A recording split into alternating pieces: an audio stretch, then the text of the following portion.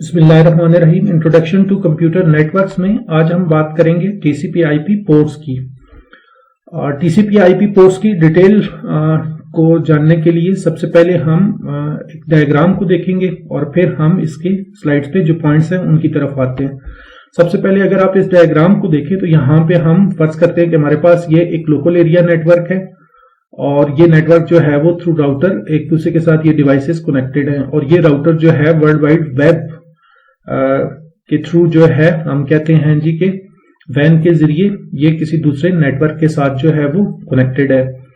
और जिस वक्त यहां से इस नेटवर्क से हम कहते हैं कि कोई डाटा जो है वो इस नेटवर्क की तरफ इस लैपटॉप की तरफ जो है वो फर्ज करेंगे भेजा जाता है, कहीं से भी वाइड एरिया नेटवर्क के थ्रू इस नेटवर्क पे जब डेटा भेजा जाता है तो डाटा जो है वो यहां से इस राउटर के पास पहुंचेगा और यहां पे पहुंचेगा वो आईपी एड्रेस की मदद से।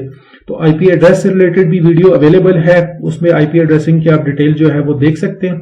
तो जब राउटर के पास डाटा थ्रू आईपी एड्रेस पहुंचा तो यहां पे लोकल एरिया नेटवर्क में डाटा आ गया और यहां से डाटा इस जो लैपटॉप है इसके पास कैसे आएगा, यहां पे डाटा आएगा through MAC address, medium access control address जो हमारे पास है उसके पास आएगा।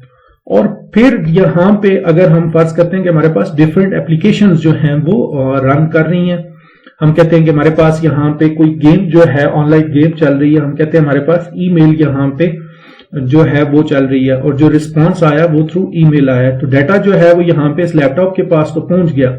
अब रिस्पांस ईमेल का आया, एप्लीकेशन हमारे पास दो चल रही हैं, एक ऑनलाइन गेम की और ईमेल की। तो अब ये कैसे पता चलेगा कि ये रिस्पांस जो है वो ईमेल का आया या रिस्पांस जो है वो इसका जो ऑनलाइन गेम है उसका आया। तो जो एप्लीकेशंस यहां पे चल रही हैं उनको ये वाला डाटा जो है वो किस तरीके से पहचानेगा, यहां बिल्कुल थ्रू पोर्ट नंबर जो है वो पहचानेगा। तो यहां पे हमने तीन चीजों की बात की है, आईपी एड्रेस के जरिए डाटा जो है वो इस राउटर के पास आया और उसके बाद जो है वो हमने कहा है कि इस लैपटॉप के पास डाटा जो है वो मैक एड्रेस की मदद से आया और फिर जो है तीसरी बात, जिस एप्लीकेशन का डाटा होगा उस एप्लीकेशन के पास डाटा जो है वो पोर्ट नंबर की मदद से पहुंचेगा।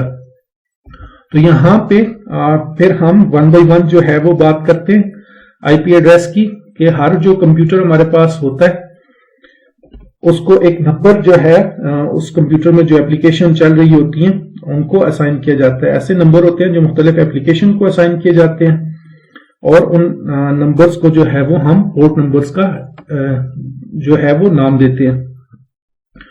और जो ये नंबर्स जो होते हैं ये हमारे पास 65535 नंबर्स हैं, 65535 जो हैं वो टीसीपी पोर्ट्स हैं और इतनी हमारे पास जो है वो यूडीपी पोर्ट्स हैं। और टीसीपी पोर्ट्स और यूडीपी पोर्ट्स को ये नंबर जो है वो Ayana internet assigned numbers authority जो है वो प्रोवाइड करती है। और हमारे पास मुख्तलिफ एग्जाम्पल्स हैं पोर्ट नंबर्स की, जैसे हम कहते हैं जी कि हमारे पास जो टेलनेट सर्विस है रिमोट लॉगिन की वो पोर्ट 23 यूज करती है।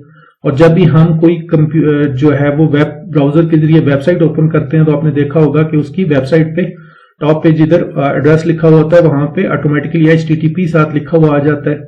तो वो एप्लीकेशन जो है वो पोर्ट 80 जो है वो यूज करती है। इस तरह से FTP जो है वो हमारे पास 21 जो है वो पोर्ट यूज करती है। तो हमारे पास ये तीन कैटेगरीज में डिवाइड की जाती हैं जो ये TCP/IP पोर्ट नंबर्स हैं। इसमें वेल नोन पोर्ट्स हैं, रजिस्टर्ड पोर्ट्स हैं और डायनेमिक और प्राइवेट पोर्ट्स हैं। अगर हम वेल नोन पोर्ट्स की बात करें तो हमारे पास टोटल जो पोर्ट्स हैं वो 65535 है, 65535। उनमें से जो पोर्ट नंबर 0 से लेकर 1023 तक है इनको हम कहते हैं कि जी ये वेल नोन पोर्ट नंबर्स हैं। जैसे कि वेब और ईमेल को फॉर एग्जांपल हम कहते हैं जी पोर्ट 80 जो है वो HTTP पैकेट्स के लिए। तो इसी तरह से डिफरेंट हमारे पास हो सकती हैं। उसके बाद अगर हम रजिस्टर्ड पोर्ट्स की अगर हम बात करते हैं तो ये एप्लीकेशंस को असाइन की जाती हैं जो कि वेंडर स्पेसिफिक होती हैं। जैसे यहाँ पे हमारे पास स्काइप या बिटटॉरेंट्स हैं और ये जो नंबर्स हैं इनके जो रजिस्टर्ड पोर्ट्स हैं वो 1024 से लेकर 4915 तक होते हैं। तो यहाँ पे एक टेबल भी दिया गया है एग्जाम्पल के तौर पे कि हमारे पास ये पोर्ट्स नंबर है और हमारे पास ये डिफरेंट प्रोटोकॉल या डिफरेंट एप्लीकेशन जो इसको यूज करते हैं। 2021 फाइल ट्रांसफर प्रोटोकॉल यूज करता है, 22 जो है वो SSH स्क्वायर शेल यूज करता है, 23 टेलनेट यूज करती है, 25 SMTP simple mail transfer protocol use करता है, और ये डिफरेंट नंबर्स हैं और ये वाले प्रोटोकॉल जो है वो इनको यूज करते हैं। उसके बाद हमारे पास डायनामिक पोर्ट नंबर्स है। ये ऐसे पोर्ट नंबर्स होते हैं जिनकी रेंज जो है वो 49,152 से लेकर 65,535 तक होती है, और ये किसी एप्लीकेशंस को ऐसा असाइन जो है वो नहीं किए जाते हैं। और जैसे यहाँ पे ये रेंजेस एक टेबल की मदद से दिखाई भी गई हैं। और उसके बाद हमने डायग्राम की मदद से देखा है कि पैकेट जो है वो एक नेटवर्क से दूसरे नेटवर्क पे थ्रू आईपी एड्रेस या आईपी नंबर जाता है, और फिर जो स्पेसिफिक एप्लीकेशन है उस तक थ्रू पोर्ट नंबर पहुंचता है। तो इन दोनों का कम्युनिकेशन जो है वो सॉकेट कहलाता है, और थ्रू सॉकेट जो है वो डाटा कम्युनिकेशन हमारे पास होती है। उसके बाद हमारे पास एक और टॉपिक है जिसकी हमने बात करनी है, वो स्विचिंग टेक्निक्स है। और हमारे पास दो तरह की स्विचिंग टेक्निक्स होती हैं। एक हमारे पास जो है वो पैकेट स्विचिंग है और एक हमारे पास सर्किट स्विचिंग है। सबसे पहले पैकेट स्विचिंग है, और पैकेट स्विचिंग को समझने से पहले हम इस डायग्राम को देखेंगे तो आपका कॉन्सेप्ट जो है वो क्लियर हो जाएगा कि पैकेट स्विचिंग से क्या मुराद है। फर्ज करेंगे हमारे पास यहाँ पे एक सोर्स कंप्यूटर है और ये हमारे पास जो है वो एक डेस्टिनेशन कंप्यूटर है। सोर्स जो है वो डेस्टिनेशन को कोई ना कोई जो है वो डाटा फर्ज करें जो है वो सेंड करता है, और डाटा जो है वो in the form of packet travel करेगा। इट मींस कि डाटा जो है वो छोटे छोटे पैकेट्स या ब्लॉक्स में डिवाइड हो जाता है, और वो ब्लॉक्स जो है वो डिफरेंट रूट लेके डिफरेंट पाथ लेके ट्रेवल कर रहे हैं। जैसे यहाँ पे जो डाटा था उसके दो पैकेट बने हैं, और पैकेट 1 जो है वो ये देखें ये वाला पाथ लेके पैकेट 1 सोर्स से डेस्टिनेशन के पास पहुंच रहा है। और यहाँ पे हमारे पास जो पैकेट 2 था वो यहां से यहां पे आ रहा है, और फिर यहां से यहां पे आ रहा है, फिर यहां से इस नोड पे आ रहा है, फिर इस नोड पे, और फिर यहां पे। तो यहां पे हमने देखा कि ये डिफरेंट जो हमारे पास नोड्स थे, रूट्स थे, उनके थ्रू जो है वो सोर्स से डेस्टिनेशन की तरफ पैकेट पहुंचे। तो अब हम जरा डिटेल के साथ देखते हैं कि पैकेट स्विचिंग जो है वो क्या होती है। पैकेट स्विचिंग जो है वो नेटवर्क कम्युनिकेशन का एक जगह से दूसरी जगह पे डाटा सेंड करने का एक ऐसा मेथड है जिसमें डाटा जो है वो ब्लॉक्स की सूरत में या पैकेट्स की सूरत में एक जगह से दूसरी जगह पे सेंड होता है सोर्स से डेस्टिनेशन के पास। और डाटा जो है जिस वक्त सोर्स से डेस्टिनेशन के पास पहुंचता है तो वो डाटा जो है सोर्स से डेस्टिनेशन के पास जिस वक्त वो डाटा पहुंचता है तो वहां पे वो रीअसेंबल होता है प्रॉपर सीक्वेंस में। यहां पे इससे मुराद ये है रीअसेंबल होता है कि पैकेट 1 जो है हम कहते हैं कि फर्ज करें उसका सीक्वेंस नंबर 1 था, पैकेट 2 का सीक्वेंस नंबर जो है वो 2 था, तो सोर्स से डेस्टिनेशन के पास पैकेट 2 जो है वो पहले पहुंचा और पैकेट 1 अगर लेटर ऑन पहुंच रहा है तो ये रीअसेंबलिंग के वक्त जो है वो इनका सीक्वेंस नंबर जो है वो जैसे सोर्स के पास था वैसे ही होगा, और एग्जैक्टली डाटा जो है वो सोर्स से डेस्टिनेशन के पास पहुंचेगा। पैकेट जो है वो एक जगह से दूसरी जगह पे इंडिपेंडेंटली जो है वो एक लिंक के जरिए जो है वो ट्रेवल करते हैं, और ये कम्युनिकेशन जो है वो इसकी एग्जांपल आमतौर पे हम ये कहते हैं जी कि इंटरनेट में जिस तरीके से डाटा एक जगह से दूसरी जगह ट्रेवल कर रहा होता है वाइड एरिया नेटवर्क में, तो उसको हम पैकेट स्विचिंग कहते हैं।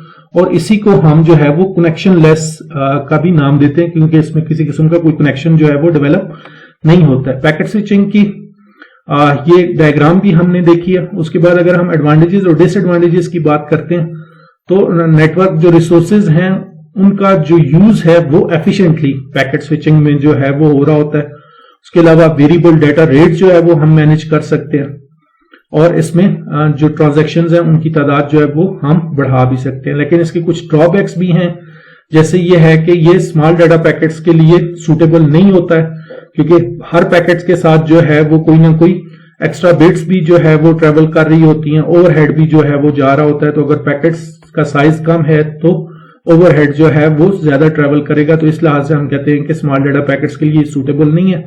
और डेस्टिनेशन पे जो हमने कहा है कि रीअसेंबलिंग के टाइम रीऑर्डरिंग होती है, तो वो भी एक तरह का इसका ड्रॉबैक है। अगर हम सर्किट स्विचिंग की बात करते हैं तो सबसे पहले हम इस डायग्राम की मदद से इसको यहाँ पे समझने की कोशिश करते हैं। यहाँ पे हमारे पास ये देखें सोर्स ए है फर्ज करें, और ये डाटा जो है वो सोर्स डेस्टिनेशन सी की इस तरफ इसने भेजना है। तो यहाँ पे डाटा के पैकेट्स जो हैं वो नहीं बनेंगे और ना वो डिफरेंट पाथ के जरिए जाएंगे। तो सबसे पहले यहाँ पे एक सर्किट या एक कनेक्शन एस्टेब्लिश होगा। जैसे ये बोल्ड जो ब्लैक कलर की लाइंस हैं, इनसे अगर आप देखें तो यहाँ पे आपको नजर आ रहा होगा, यहाँ पे ये एक पाथ जो है वो, एक सर्किट जो है वो, एक रूट जो है वो सबसे पहले एस्टेब्लिश होता है।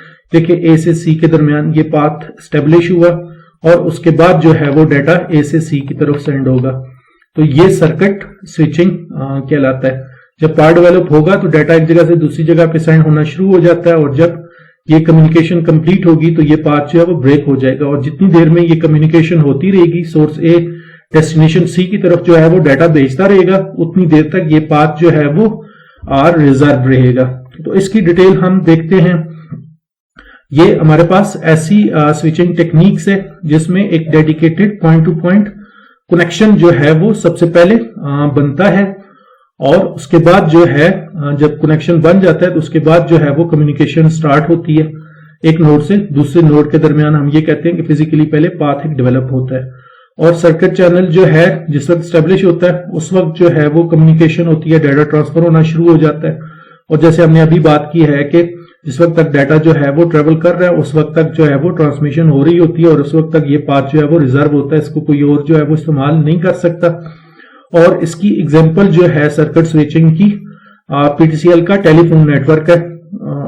उसमें आपने देखा होगा कि जिस वक्त हम एक नंबर से किसी दूसरे नंबर पे मीन सोर्स से डेस्टिनेशन पे कॉल जो है वो हम मिलाते हैं, तो कॉल जो स्टेब्लिश होती है उसके में थोड़ा सा एक डिले जो है वो अकर आता है, और उसके बाद हमें फील होता है कि दूसरी साइड पे बेल जा रही है, और जब कॉल पिक होती है तो वो रूट, वो पाथ, वो सर्किट जो है वो डेवलप हो रहा होता है, और जो भी कम्युनिकेशन हो रही होती है, हम जो बात कर रहे होते हैं, वो उसी पाथ के थ्रू जो है वो डाटा एक जगह से दूसरी जगह ट्रेवल कर रहा होता है। तो ये इस डायग्राम की मदद से हमने इसे समझा। हम इसके एडवांटेजेस की अगर हम बात करें तो ये सर्किट स्विचिंग कम्युनिकेशन जो है वो एफिशिएंट है, इसमें एरर के चांसेस जो है वो कम है, और रिलायबल ट्रांसमिशन होती है। डिसएडवांटेजेस की बात करेंगे तो डाटा कम्युनिकेशन से पहले कुछ फॉर्मेलिटीज हमें इसमें करनी पड़ती हैं पाथ बनाने के लिए, और जिस वक्त लिसनिंग का प्रोसेस हो रहा होता है, डाटा एक जगह से दूसरी जगह, जैसे हमने फोन की एग्जांपल ली है, उसमें बात कर रहे हैं और बात सुन रहे हैं, तो लिसनिंग के प्रोसेस के दौरान बैंडविड्थ जो है वो वेस्ट हो रही होती है, और चैनल जो है जिस वक्त सेटअप किया जाता है तो उस वक्त जो है वो जो टाइम लेता है वो भी हम कहते हैं कि ये एक तरह का इसका ड्रॉबैक है। और अगर हम सर्किट स्विचिंग और पैकेट स्विचिंग की कंपैरिजन की बात करें तो यहां पे हम ये देख सकते हैं कि सर्किट जो स्विचिंग है उसमें क्या हो रहा है, physical path between source and destination पहले बनता है। पैकेट स्विचिंग में इस तरह का कोई पाथ जो है वो नहीं बनता है, और all packets are use same path. Circuit switching में डाटा जो ट्रेवल हो रहा होता है वो एक ही पाथ से ट्रेवल हो रहा होता है, लेकिन पैकेट स्विचिंग में डाटा जो है वो, पैकेट्स जो है वो इंडिपेंडेंटली एक जगह से दूसरी जगह जाते हैं, वो कोई भी पाथ जो है वो ले सकते हैं। और सर्किट स्विचिंग में क्या होता है, reserve the entire bandwidth in advance, पहले से पाथ या सर्किट डेवलप होता है, इस मींस के बैंडविड्थ जो है वो एडवांस वहां पे डाटा कम्युनिकेशन से पहले ही रिजर्व कर ली जाती है। लेकिन इस तरह का कोई काम जो है वो पैकेट स्विचिंग में नहीं होता है। बैंडविड्थ जो है वो इसमें वेस्टेज होती है, और इसमें बैंडविड्थ वेस्टेज जो है वो नहीं होती, और इसमें स्टोर एंड फॉरवर्ड ट्रांसमिशन जो है वो नहीं है कि डाटा जो है वो एक जगह से दूसरी जगह पहले जो है वो डाटा बफर होगा और उसके बाद उसे फॉरवर्ड करेंगे, वो वाला काम जो है वो यहां पे नहीं होता। No store and forward transmission, sport stores and forward transmission यहां पे। होप सो कि आपको आज का लेक्चर भी एग्जैक्टली समझ आ गया होगा। अगर आपका कोई क्वेश्चन हो तो क्वेश्चन जरूर कमेंट सेक्शन में पूछें, वीडियो को लाइक और शेयर कीजिएगा, और चैनल को सब्सक्राइब करना ना भूलिएगा। Thank you so much.